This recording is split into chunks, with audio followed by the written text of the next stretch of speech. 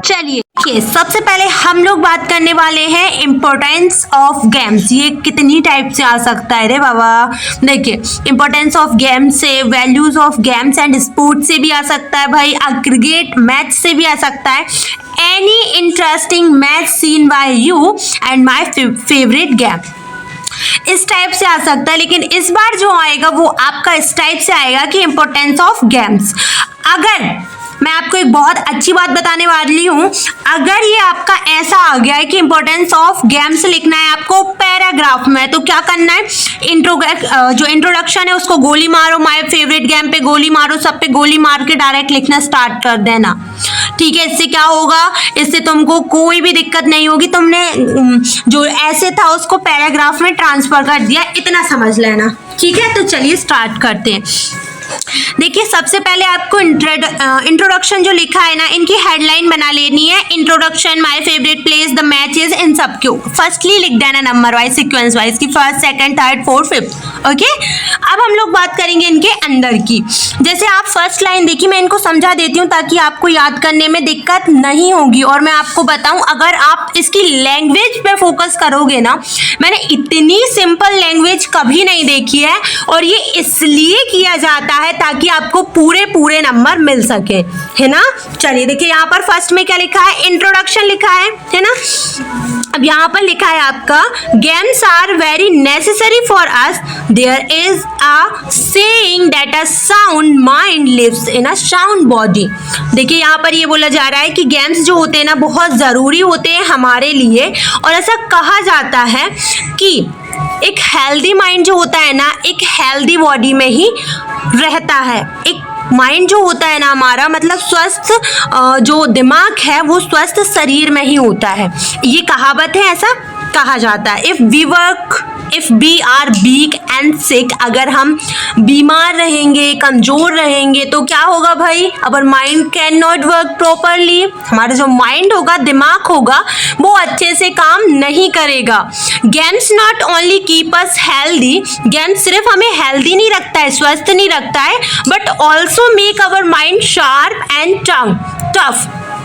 हमारे माइंड को जो होगा वो शार्प करेगा, और इसके बाद जो है हमारे माइंड को मतलब मजबूत भी बनाएगा। They also develop good qualities like brotherhood, cooperation, team work. मतलब कि जो गेम्स होंगे ना, जो गेम्स होंगे वो क्या करेंगे, वो हमारे अंदर अच्छी आदतें जो हैं विकसित करने वाले हैं। जैसे भाई ब्रदरहुड मतलब भाईचारा, अगर आप टीम वर्क करोगे तो भाईचारा तो डेवलप होना ही है। एंड कोऑपरेशन मतलब होता है सहयोग। ओके, अब ये बैंड बाजे चले जाए, फिर आगे। अब यहाँ पर लिखा हुआ है सेकंड में, इनकी आउटलाइन बना ली है। ठीक है, अब हम यहाँ पर सेकंड पॉइंट की बात करते हैं। जितना इसमें लिखा है उतना ही लिख कर आना मेरे भाई, क्योंकि इस बार सप्लीमेंट्री नहीं मिल रही है। जो ज्यादा लिखने वाले हैं कान खोल के सुन लेना, है ना।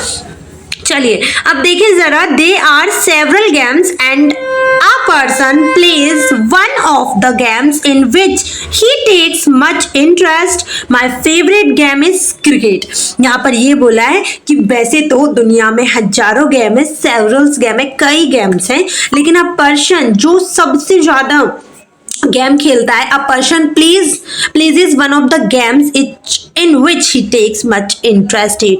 अब उनमें वो एक व्यक्ति, या मैं एक आप लोग ये समझ लीजिए, एक व्यक्ति से यहाँ सबकी बात हो रही है कि एक व्यक्ति वो बहुत सारे गेमों में से जो जिसमें इंटरेस्ट दिखाता है और जिसको बार बार खेलता है। जैसे हम नहीं कहते हैं कि हमको खो पसंद है, हमें क्रिकेट पसंद है, अब लड़कियों को बोल दिया चूल्हा चौका पसंद है। भाई ठीक है, लोगों की मेंटेलिटी है कि भाई फेवरेट गेम है ना, लेकिन मेरा क्या है, my favourite game is cricket. यहाँ पर आप अपना भी लिख सकते हैं। I like this game very much, मुझे ये गेम बहुत ज्यादा पसंद है। In my childhood I play this game, मच्छर गया, नहीं इसमें नहीं है, with a plastic bat and wall. यहाँ पर लिखा गया है कि मैं बचपन में जो है ना प्लास्टिक बैट रहता था और बॉल रहती थी, उससे जो है मैं अपने बचपन में ये गेम बहुत खेला करता था। आई ग्रो अप, मैं जैसे ही बड़ा हुआ है ना। Use to play with the boys of my neighbourhood, यहाँ पर बोला जा रहा है जो मेरे आस पड़ोस के दोस्त मित्र यार हैं उनके साथ फिर मैं ये गेम खेलना स्टार्ट कर दिया। अब ऑलमोस्ट ऑल बॉयज, तो जैसे अब लड़कियों का कहते हो तुम लोग की लड़कियों को मेकअप, सारी लड़कियां ऐसी है जिन्हें मेकअप पसंद है। अब सारी लड़कियां ऐसी है जिन्हें क्रिकेट बच्चों के साथ खेलना पसंद है। देख ही सकते हैं नहीं तो आप लोग तो, है ना भाई, फैक्ट है कि नहीं बताओ, लड़कियां बताएंगी आज तो। द मैचेस, चलिए ये भी बात कर लेते हैं। Third point, cricket is played at several levels. Cricket एक ऐसा गेम है जो बहुत कई लेवलों पे, कई स्तरों पे खेला जा रहा है, खेला गया है ना। Many international matches are organised, कई अंतर्राष्ट्रीय स्तर पर मैच जो है ऑर्गेनाइज्ड किया गया है। People watch these games live, जो लोग होते हैं वो लाइव इस गेम को देखते हैं। टेलीकास्ट ऑन टीवी पे देखते हैं, डिज्नी हॉटस्टार पे देखता है, अलग अलग जगह पर, ठीक है। They takes great interest in these matches, और इन जो क्रिकेट मैचेस होते हैं ना, इनमें कितने ज़्यादा लोग हैं जो इंटरेस्ट लेते हैं। इवन 57% ऐसी गर्ल्स हैं, लेडीज़ हैं जो इसमें इंटरेस्ट लेती हैं। National feelings are attached with it, इसमें क्या होता है भाई, इसमें नेशनल मतलब आप कह सकते हैं राष्ट्रीय हित की फीलिंग भी एक प्रकार से अटैच होती है ना। One day T20 format of matches have become very popular, और यहाँ पर आपको मैं बता दूं वनडे एंड T20 इस ये फॉर्मेट्स होते हैं ना गेम्स के, ये बहुत ज़्यादा फेमस हैं, पॉपुलर हैं। बहुत सारे बच्चे हैं, स्टूडेंट्स हैं, सारे बच्चे ऑलमोस्ट, मेरे को तो मैं जहाँ देखती हूँ सब लोग इसके फैन होते हैं, है ना, तो इंटरेस्टेड है, पॉपुलर्स हैं, ठीक है। A match played in our school, चलिए बात कर लेते हैं। गेम था जो मेरे स्कूल में खेला गया था। So a limit over match was played in our school, एक लिमिट ओवर मैच जो है हमारे स्कूल में खेला गया था। One team was principal's 11 and the other teachers 11, देखिए एक टीम थी प्रिंसिपल्स 11 और एक थी teachers 11, and the match was played on a Sunday. इसमें क्या है, रविवार के दिन ये गेम खेला गया था। मैनी गेस्ट वर इनवाइटेड, बहुत सारे गेस्टों को, बहुत सारे मेहमानों को बुलाया गया था। इसमें हमारे पेरेंट्स भी आए थे। अब parents were also invited. I was in the team of, मैं कौन सी टीम में था, चलिए देख लेते हैं। टीम ऑफ टीचर्स 11, मैं कौन सी टीम में था, सॉरी। सो मैं टीचर्स 11 में था। The match was fixed for 30 overs, मतलब यहाँ पर बोला जा रहा है कि 30 ओवर का मैच जो है फिक्स था भैया। Principal 11 won the toss, principal 11 जो थे ना वो टॉस जीत गए, and they elected to bat, और उन्होंने डिसाइड क्या किया, उन्होंने सुनिश्चित किया कि हम बैटिंग करेंगे। The openers of the principal 11 were Safi Mohammed and Gopal Nikam। तो ये ओपनर्स थे, इनने स्टार्टिंग करी थी, मतलब साही मोहम्मद जो है scored 12 run was cut out.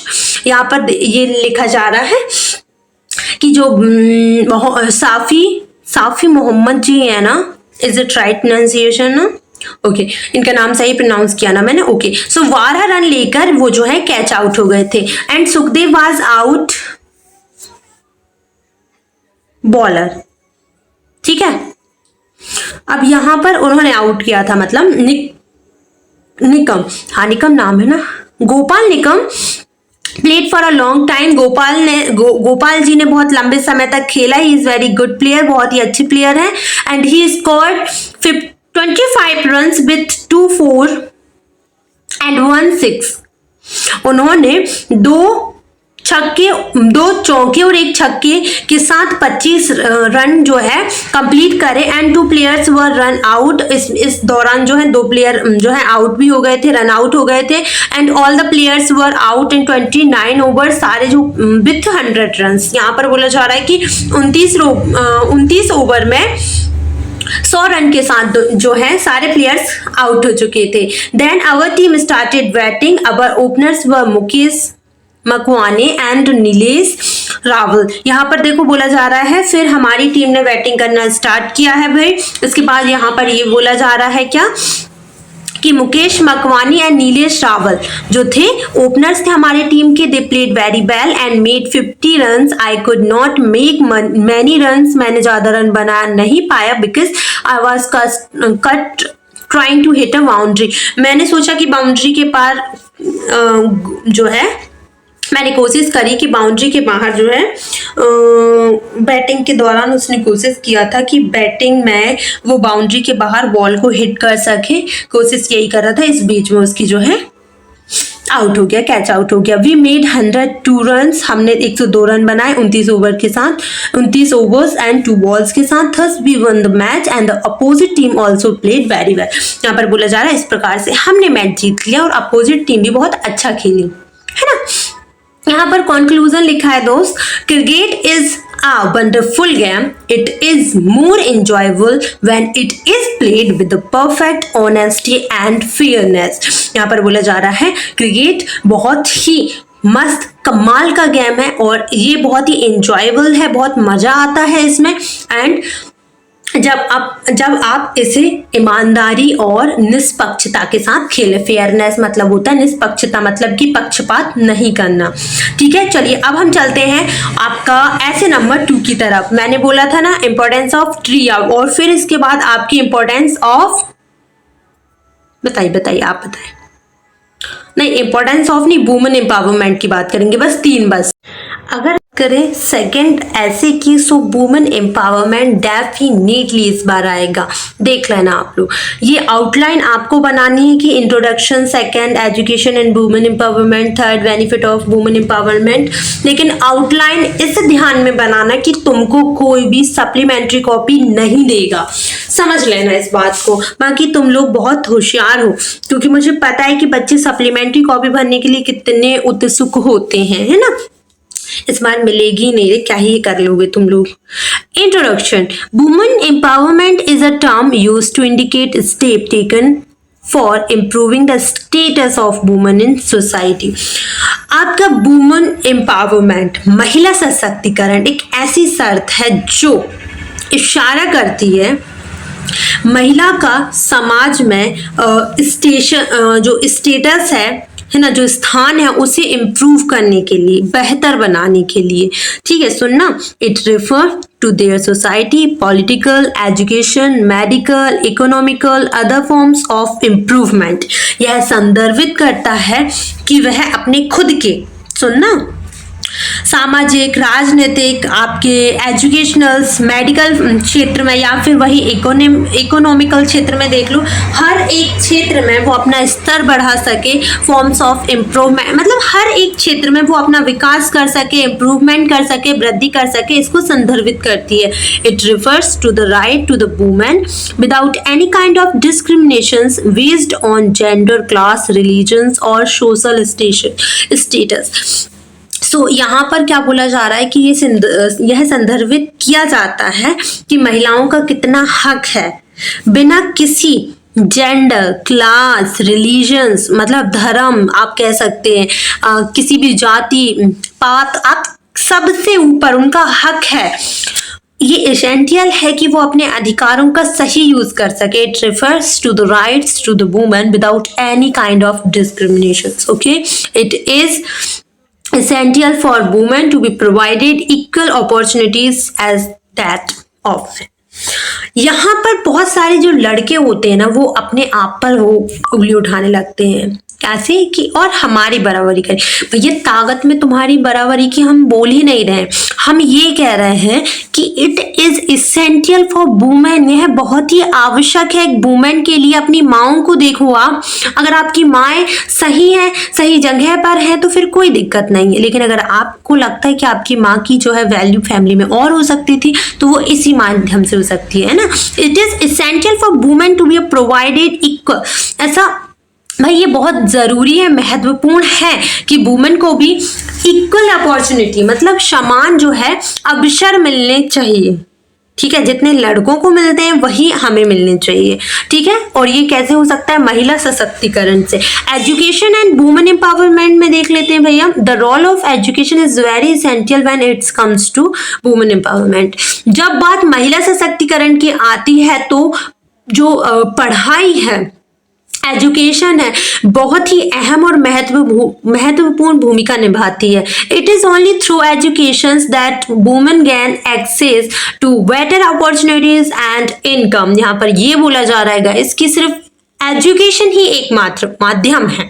सुनना ध्यान से, एक एजुकेशन, एक जो पढ़ाई होती है वही एकमात्र ऐसा माध्यम होता है जिससे वुमेन जो होती है वो उनको बहुत सारी अपॉर्चुनिटीज भी मिल सकती हैं, बहुत सारे अवसर और उनकी इनकम में, ठीक है, उनके वेतन जो है बढ़ सकता है। Without education they are forced to take up low paying jobs and always remain depend on the man for their needs. अगर बिना स्टडी के, बिना पढ़ाई के, बिना साक्षरता के क्या होता है गाइस कि उनको फोर्स किया जाता है, सुनना ध्यान से, उनको फोर्स किया जाता है कि लो पेइंग जॉब करें, वो जैसे कि फैक्ट्रीज में काम करना, ठीक है। इसके अलावा आप कह सकते हैं कि मजदूरी जैसे काम करना, तो उन्हें लो पेइंग जॉब्स के लिए कर वो भी बराबर की मेहनत रही है, लेकिन उनको इतनी कम वेतन मिलता है कि उन्हें हमेशा याद दिलाया जाता है, वो हमेशा मतलब कि एक मैन के अंडर काम करती हैं। एक मैन अंडर कहने का मतलब उनकी नीड्स जो होती है ना पूरी मैन पर डिपेंड होती हैं कि उनकी जो नीड होंगी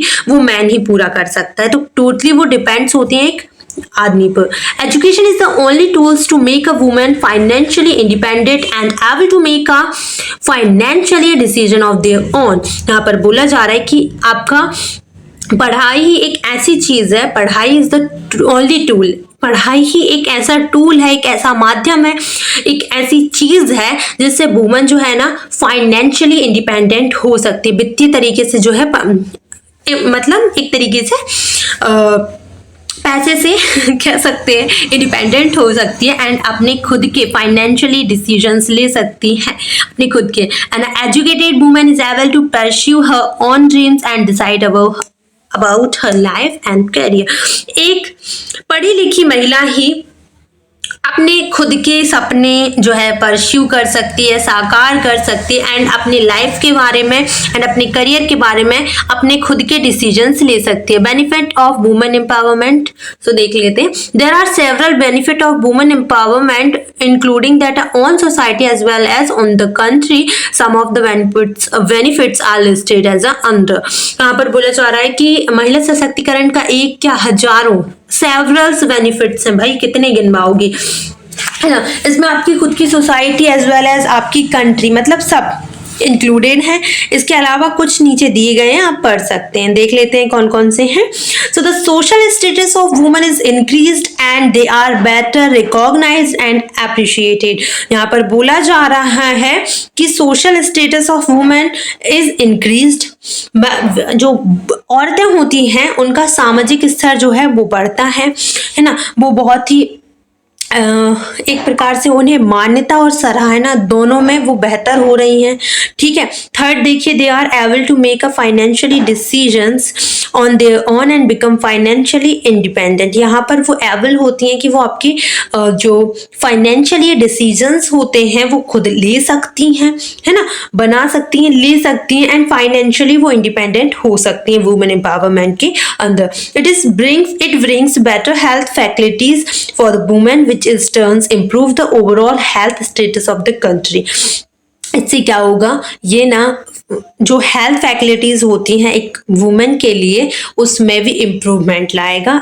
इससे क्या होगा, इससे ये होगा कि हमारी कंट्री की, हमारी हेल्थ स्टेटस जो होगा ना हमारी कंट्री का वो भी टर्न करेगा इम्प्रूव की तरफ। And earning women adds to their families income and raised the living standard. यहाँ पर बोला जा रहा है एक कमाऊ औरत, ठीक है, अपनी फैमिली की भी इनकम में मदद करती है, सहायता करती है एंड इनकम जो है बढ़ाती है और रहने का तरीका जो होता है, लिविंग स्टैंडर्ड जो होता है उसे भी इंक्रीज करती है। A well educated woman ensures that that her children are educated. एक पढ़ी लिखी वेल एजुकेटेड वुमेन होती है, वो अपने बच्चों को भी मतलब इंश्योर कराती हैं कि वो एजुकेटेड हों, पढ़े लिखे हों। Women empowerment helps build up prosperous nation. एक समृद्ध विकास, एक समृद्ध राष्ट्र अगर आपको चाहिए है, बनाना है, तो वुमेन एम्पावरमेंट इसमें भी हेल्प करता है। Conclusion, women empowerment has many benefits on a individual. अगर आप इंडिविजुअलिटी की बात करते हैं, इंडिविजुअली अगर आप देखेंगे तो वुमेन एम्पावरमेंट के बहुत ज़्यादा फायदे हैं। Society and the nation as well it plays an essential role in the social and economics development of the nation. ये बोला जा रहा है कि एक प्रकार से सामाजिक society and the nations as well, हमारे यहाँ पर हर एक चीज़ इंडिविजुअल हो या फिर सोसाइटी हो, सब में जो है इंक्रीज होता है, बेनिफिट्स हर जगह है। एंड ये जो है ना, it plays an essential role. ये जो वुमेन एम्पावरमेंट है एक महत्वपूर्ण भूमिका निभाता है सामाजिक economics development of the nation. राष्ट्र के विकास में, भले वो इकोनॉमिक हो या फिर सोशल हो, इसमें एक महत्वपूर्ण भूमिका निभाता है हमारा क्या, वुमेन एम्पावरमेंट। आई होप कि आपके लिए ये क्लास हेल्पफुल रही होगी। अगर हेल्पफुल रही हो और समझ में आया हो तो प्लीज़ क्लास को लाइक कर देना। ये दोनों ऐसे आप तैयार कर लो और आपके 5 नंबर पक्के करा लो। Thank you.